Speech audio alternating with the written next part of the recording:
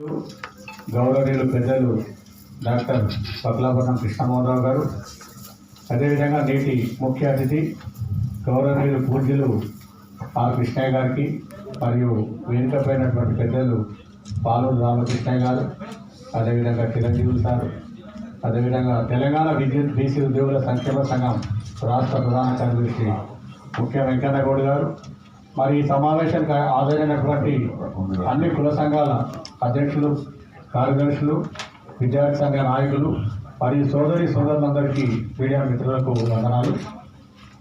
నిజంగా కూడా మనకు బీసీ రిజర్వేషన్లు, బీసీకి అంటే ఈ దేశంలో ఈ నిచ్చెన మెట్ల కుల వ్యవస్థలో ప్రజాస్వామ్యం ముసుగులో నడుస్తున్న కులస్వామ్యంలో మనం జీవిస్తున్నాం. కానీ మనం ఒకసారి కనుక ఈ దేశానికి స్వాతంత్రం వచ్చిన తర్వాత పూర్తిగా నష్టపోయిన వాళ్ళు బీసీ కులాలు. ఎందుకంటే మనకు పుట్టుకతో రావాల్సినటువంటి ఉద్యోగ, విద్య, రాజకీయ, ఆర్థిక రంగాలు, ఈ 4 రంగాలలో మనకు రావాల్సినటువంటి వాటా రాజ్యాంగబద్ధంగా రాలేదు. అంటే ఏంది, భారత రాజ్యాంగ రచన లోపలనే మనకు పూర్తిగా నిట్టనిలోన ముంచివేసిండు అనేది జరిగింది. మరి ఆనాడు పెరియార్ రామస్వామి నుంచి మొదలుకొంటే నేటి ఆర్ కృష్ణయ్య గారి వరకు ఎంతోమంది మహనీయులు పోరాట ఫలితము ఇవాళ కేంద్ర ప్రభుత్వము దిగివచ్చి మనకు కృష్ణయ్య గారు గౌరవనీయులు వారి రూపం లోపల ఈ దేశంలో మొట్టమొదటిసారిగా కులగణన చేస్తామని చెప్పి ప్రకటించి ముందుకు వస్తూ ఉంది. ఈ సందర్భంగా భారతీయ జనతా పార్టీకి వారు తీసుకున్నటువంటి నిర్ణయానికి మొత్తం తెలంగాణ సమాజంలో ఉన్నటువంటి బీసీల తరఫున ప్రత్యేకంగా ధన్యవాదాలు తెలియజేస్తున్నాం. ఎందుకంటే మనకు రాజ్యాంగంలోనే కులంగా గుర్తించలేదు, మనొక వర్గంగా చెప్తున్నారు. అంటే ఇలా సమాజంలో మనం చూసినట్లయితే మన యొక్క ఆచారాలు, సాంప్రదాయాలు, మనం ఏమైనా పూజలు చేసుకోవాలన్నా, ఏం చేయాలన్నా ఎక్కడ ఉంటుంది? ఎవరి చేతిలో ఉన్నది? బ్రాహ్మణుల చేతిలో ఉన్నది. అంటే మనం పెళ్లి చేసుకోవాలన్నా, లేకపోతే ఏ కార్యక్రమం చేసుకోవాలన్నా బ్రాహ్మణుల దగ్గరికి పోతాం.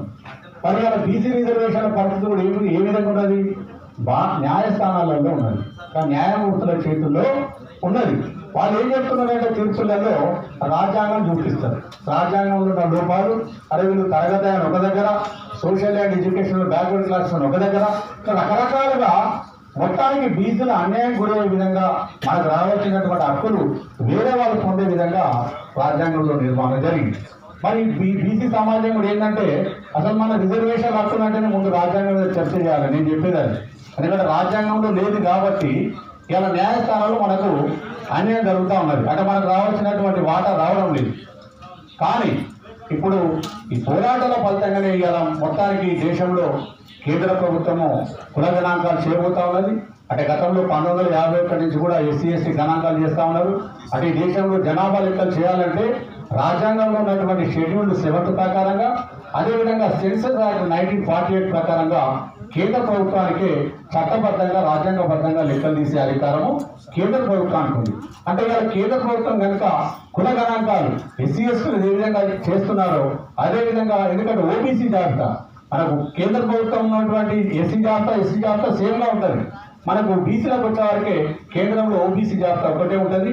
ఆ జాబితా ప్రకారం కనుక ఇలా కుల గణాంకాలు కనుక తీసినట్లయితే, అటు ఓసీ గణాంకాలు కూడా మనకు వచ్చినట్లయితే మన యొక్క షేర్, మన యొక్క వాటా, ఎందుకంటే స్థానిక సంస్థలలో కానీ, విద్యా ఉద్యోగాలలో కానీ అనేక సుప్రీంకోర్టు తీర్పులు, హైకోర్టు తీర్పులు ఏం చెప్తున్నాయంటే వీళ్ళు లెక్కలు లేవు కదా అని చెప్తున్నాయి.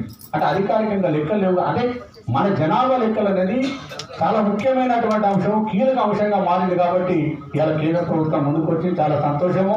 ప్రత్యేకంగా ఎందుకంటే కృష్ణయ్య గారు బీజేపీ పార్టీలు ఉండడము, పార్లమెంట్లో గలం విప్పడము, వారి యొక్క పోరాట ఫలితంగా బీసీ గణాంకాలు అనేది ఈ నేటి సామాజిక అవసరం.